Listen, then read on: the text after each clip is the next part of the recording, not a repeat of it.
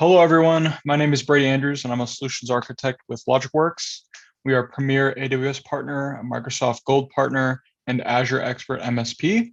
That is distinct in that there's not many cloud service providers that are like the global system integrators like Rackspace or Accenture, and even Logicworks that hold these top competencies on multiple clouds. Usually someone is specialized in one versus the other, but we really have seen customers sometimes be multi-cloud, sometimes they're focused mainly on Azure. And so we've adopted from being initially someone that hosted infrastructure to now being a full-fledged professional and managed service provider for people looking to migrate to the cloud. These are usually customers with mission critical applications and compliance frameworks like PCI, HIPAA, HITRUST, ISO, SOC 1, SOC 2, you name it. A lot of times, sometimes people have underlying compliance that they aim at, like Nest, so that maybe there's an overlap between something like Nest and HITRUST. So there's all these discussions on what prescriptively needs to be in the environment so that it is compliant.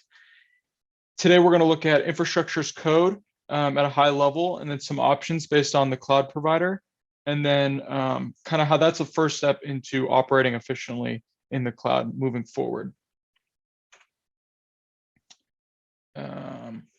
Awesome. So I want to take a step back and look at what the old approach looked like. I think a lot of us have had experience in the on-prem world, whether that's being knee-deep in VMware or Hyper-V. You'd have to go procure servers, rack them, stack them, configure their networking, route tables, install necessary softwares like VMware, guest operating systems, a database, then configuring storage, whether that's zoning on like a fiber channel storage area network, backups, setting a retention policy. So there's a lot of prep work that you need to do prior to standing up an application, or even just doing this multiple times over for pre-prod and production. And so this can take months. Really, I mean, just the piece of sourcing the infrastructure and going through those purchasing cycles, unless you're an enterprise customer with some of these vendors, like maybe like HP, Dell, Cisco, and you have almost like a standards list saying, hey, this is our catalog, kind of have these things prepackaged for us with your account rep, and we're going to order every 6 weeks or so. Unless you have like a really large footprint with a specific vendor, like that lead time to get new gear can take a long time. And then there's outside factors like, well, what if we have supply chain issues like everyone's been having over the past few years? So there's a lot of uncertainty with being able to just stand up your application and get to the market quicker. That a new approach with people shifting to the cloud, whether it's a hybrid cloud and they have a footprint on-prem as well, or if they're going full cloud and maybe it's full multi-cloud like Azure and AWS. So a lot of those challenges of just getting to the cloud and standing up application quicker can be solved by moving to the public cloud. But how do we provision and configure gear quickly? How do we do it without human error? That's really where infrastructure as code comes in. It's taking a lot of that manual work that we're used to doing and that our skill sets maybe on in-house have been trained to do and expect, and shifting it towards something that has much more automation, guardrails, and is much more code-based. Oftentimes, we're either trying to stand up and configure infrastructure or stand up and configure the actual application.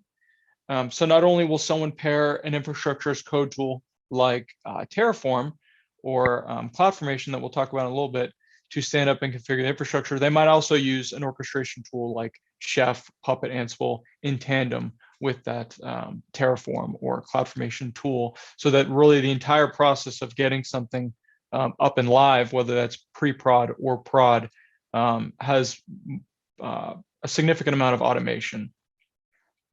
Some of the methods that I want to touch on, and so I don't know if it's hard to tell, but I've italicized a few that I'd like to almost recommend, is if there's a declarative and a procedural approach to some of these tools. So declarative is I'm going to write out the end state, and I need you as the cloud IAC tool to configure and build out towards that end state, and send a success back whenever that's built. Procedural is we need to write out a step-by-step process I've italicized declarative as for the IAC initial infrastructure tool. Writing out templates towards an end goal and having all the dependencies handled and built, that would be the recommendation. As far as mutable versus immutable, this is towards when we are updating our templates or changing our infrastructure. Are we doing this just by changing something that's in place, and potentially between different SDLC tiers, there could be drift? Or are we looking at something that's immutable? So when we are updating, let's say for a new version of the code for our application, we're actually replacing the existing. So like for containers, oftentimes someone will just tear down the container and put up a new one that's updated. That's like the updated version of it. And then managed state versus unmanaged state. This is whenever I'm writing this template, how does this compare to what was actually built? And what do all the dependencies look like? Certain infrastructure as code tools do that on behalf of the customer, and it's an out-of-the-box feature. And some tools, you are left to manage the state. So those are some things to consider when implementing one of these tools. First, we'll look at tools that are native to public cloud platforms. So with AWS, that would be CloudFormation. These are broken up into templates and stacks. And so templates are really what you're writing, and then the stacks are those resources that are created from your templates. You can reuse templates. You can have templates like separated out by SDLC tier so that only specific resources can be launched in pre-prod and it doesn't become too vast of an environment. The authoring language for these are JSON and YAML. Important to note that YAML is a much more readable and writable template for someone that isn't maybe as infrastructure as code savvy. It's an easier first step into it. And that's a common thing we'll see with these other platforms is a lot of them were based on JSON initially, but with a focus on adoption of infrastructure as code, there's more readable and writable languages coming out so that adoption is much easier. The GUI that you'd interact with is free with CloudFormation. There's no license to have something other than a command line, and it does manage the state. Whenever you are in the cloud with a CloudFormation stack set based on a template you wrote, if you're going to update that, so let's say we were talking about that immutable versus mutable, well, I want to be able to see outside of just reading through this entire template, what those differences will look like and how that'll affect certain dependencies in the environment. And so AWS CloudFormation has these things called change sets where you can look graphically or just on the template, the plain text file, what those changes will look like prior to actually executing it. So there's kind of a measure twice, cut once approach before rolling out a new stack. If during that rollout something were to fail, it's not going to have any partial builds. And that's something that's similar with Azure is that you're not going to have maybe just your database was built successfully in your network, but your compute front end was not built successfully. So it's not going to give you this half-baked environment and tell you to retry it. It's just going to say, okay, well, let's fix the template and launch it all successfully next time. I really like the CloudFormation and Terraform tie-in to something like Control Tower's Account Factory. So at a super high level, Control Tower is the platform as a service version of its predecessor landing zones and is similar to AWS organizations where you can have multi-account architectures that are based on like, maybe we have a different business need, like a client portal versus our accounting department. Maybe we have certain resources that are needing to be PCI compliant and certain resources that are out of scope. So there's many reasons to why you would have different accounts and have a multi-account architecture. But Account Factory is this push button deployment of a template for sending up new accounts. So that's really important for someone that's like a single tenant SaaS customer that they're going to have each customer have their own environment. So they're going to push out a new customer template that they've already written, and it comes with the CloudFormation or Terraform stack. So that integration into like, not only are we like provisioning and configuring just the infrastructure, with infrastructure as code, now we're templatizing like the account structure as well. So whenever someone like AWS or Azure come with new features like this, then having the native infrastructure as code tool with that public cloud platform as your primary means of deploying infrastructure is awesome, because oftentimes they've been tested and supported before that like control tower account factory even comes out. So that's an awesome way to like double up on this template style of provisioning resources. With Azure, similar to CloudFormation, this is native, and these are ARM templates. So this is closed source as well, and this is declarative, so we're writing towards the end state. JSON, like we mentioned previously, is that baseline layer for authoring. But similar to how CloudFormation was like, okay, well, you can use YAML because it's easier to read and write if you want to do infrastructure as code. Similarly, ARM and Azure are now using a new feature called Bicep. And so that is a domain-specific language that's much easier to read and write in, that will push out a build to create a template, which then follows the normal execution of going to Resource Manager and deploying the infrastructure. It also has a free GUI, and it also manages the state. So both the Azure and AWS native tool are really out of the box, ready to go managed services. When if you were to compare configurations similar to the change sets, you would just use an operation of what if. So there's still that measure twice, cut once. So these two infrastructure as code tools are very similar, but they are separate in that you can't use an ARM template to, let's say, deploy to AWS and vice versa. If we are in a multi-cloud deployment and we do wish to have something that can speak to both Azure, speak to AWS, speak to GCP or like Alibaba, or even your on-prem, Terraform is where you'd want to land. They use their own DSL of HashiCorp configuration language, but it's really easy to read and write. In a similar fashion of the YAML and the Bicep, they're developing an even easier way for someone to adopt their tool with a Terraform Cloud Development Kit. So that's with the common JavaScript and Python scripting languages, someone would be able to actually write in JavaScript and Python to then produce a template instead of having to change their syntax to match the native syntax of something like Terraform or Azure or ARM templates or CloudFormation. It is open source, but there is a SaaS and enterprise version. If you're using the open source version, you will only be able to do this through a command line interface versus if you were to use the SaaS license or enterprise license, then you would have a GUI provided for you. This one is different in that the cloud providers are not managing the state. So this would be on the customer. Something to note is like, if you're storing it locally, it's going to be on disk. And this is if you have a very small team where only one person would be in the Terraform at a time. But oftentimes we have people collaborating, like we have different projects, different business units. Maybe we have like a remote DevOps team that we've brought on. Well, this is where you would look for remote state storage. So you'd store that in like S3, Dynamo, Azure Blob. That way, no two people can be in the file at the same time, but there is a center point for people to collaborate. With their change guardrails or change sets or config comparisons, you would use an operation called Terraform plan. And before you would even set a Terraform template into motion and actually apply it to the environment, you could preview it. So that's awesome.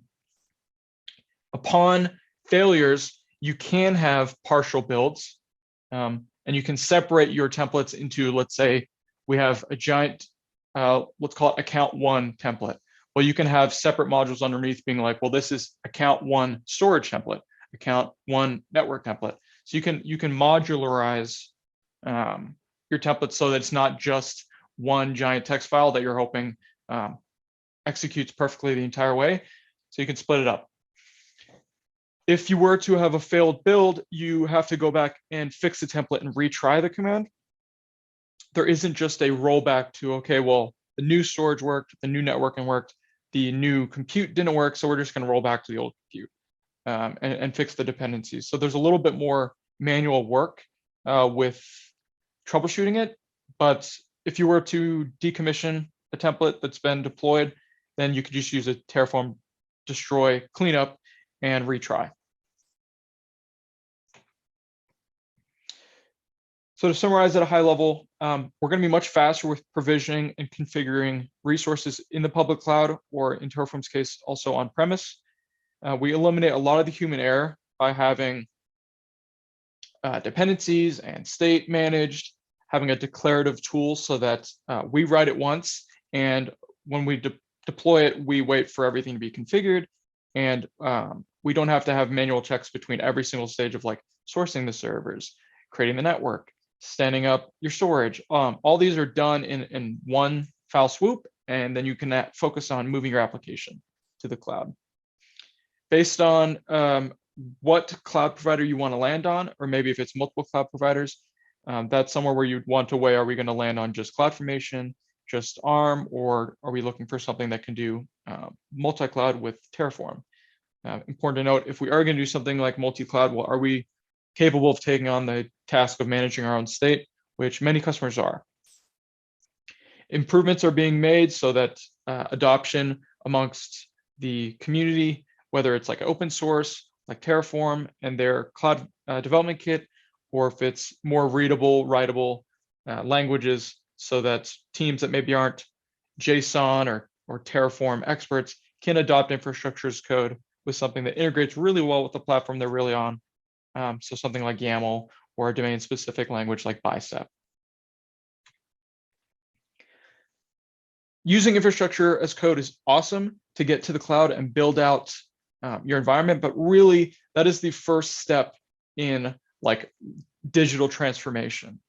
This came up on a previous Angel Beat in Ohio, I believe, where someone said, okay, well, let's talk about what does digital transformation mean to you? I want to hear from everyone that's speaking what that means from your perspective. And I framed it as really when someone makes any investment into something like performance, operations, security, reliability, or like cost optimization. These may sound familiar as they're like the 5 pillars of a well-architected AWS environment, but I think that's a really easy way to view it. Is like, if we're making this digital transformation, it's because we want to accelerate time to cloud market. We want to be more agile. These business outcomes, that's really the end game, is that people want to transform because a business outcome that they're seeing as valuable to their product and their bottom line, sometimes it's hard to achieve, or they don't know where to start. Infrastructure as code is an awesome way to start that, but that falls under one of the 5 areas of that transformation that we look at, like architecting, initializing, activating, validating, operating. These are all phases that you would see when migrating to the cloud and trying to stand up an environment that not only is compliant, but is a well-oiled machine. Not everyone has 100 engineers that can operate 24/7 and ensure that if a bump goes in the night, that you don't have to come in on the weekends, or you don't have to come in on holidays. So infrastructure as code, awesome.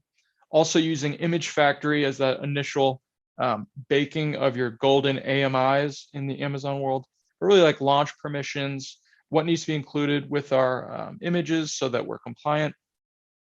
All this work goes up front so that once we get in there with Logicworks managed services and the cloud reliability platform, we can use things like Trend Micro for antivirus, anti-malware, Alert Logic or Threat Stack for file integrity monitoring, intrusion detection, Datadog for application monitoring. So all these things that you might see as part of your compliance framework. So when you're on the higher end, like HIPAA, HITRUST, PCI, it's a much more prescriptive list of what do we need to see in your environment, other than or in addition to the documentation around your runbooks, your operations, how people interact with the environment.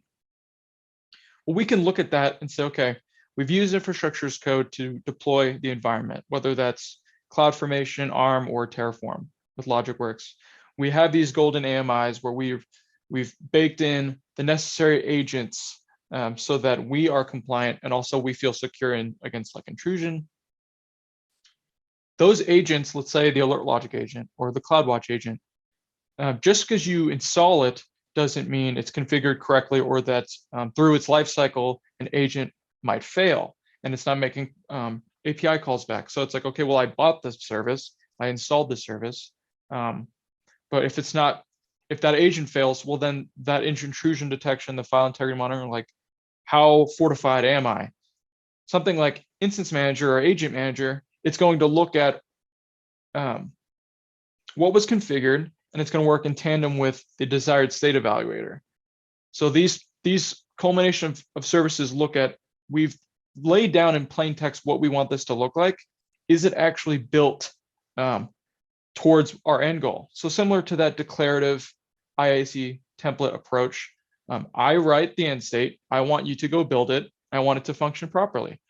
When things go wrong, it not only slows us down, but it puts us at risk. So having an automated approach to look at even as simple as the alert logic or threat stack agent, if that fails, having automation to either reboot the instance, if that's going to fix it, or redeploy the instance entirely. These are all things that keep the machine a well-oiled machine.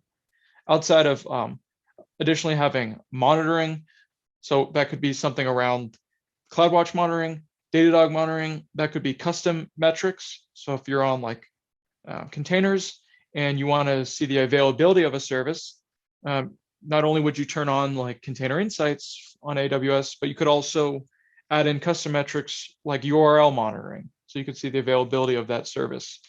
So really, it's a long process, not too long, but it's a very thorough process. I'll say that when migrating with Logicworks, because similar to the measure twice, cut once that we saw in the infrastructure as code section, that's not where the diligence should stop, right? We want to have this thing secure, compliant, efficient, and this platform really is end-to-end through those 5 phases. There are people that have template libraries, and there are people that have a monitoring solution, but an end-to-end and really how to operate efficiently and to meet those business outcomes, that's really where Logicworks has found success, mainly with like financial service customers, healthcare customers, single tenant and multi-tenant SaaS customers. A lot of these people have strict compliance frameworks and they have a large footprint, but also they have like the need to be agile. So they need to be competitive and come up with new product features. And that's really, every industry has that. And so being able to have a team 24/7 that looks into alerts, looks into the severity of those alerts. So if it's Sev 1, Sev 2, and partners with someone like the Alert Logic Threat Stack Security Operations Center, and will actually triage those tickets and remediate on your behalf, versus just someone that says, hey, you have an alert and it's severe. Wake up and log into the console and fix it. Having someone really take care of a lot of that with their runbooks, that's super, super valuable. Another piece of automation that I want to touch on is data loss prevention. So it'll use Amazon's Macie, CloudTrail, and Lambda to scan and analyze S3 object and bucket settings and look at things like our encryption on.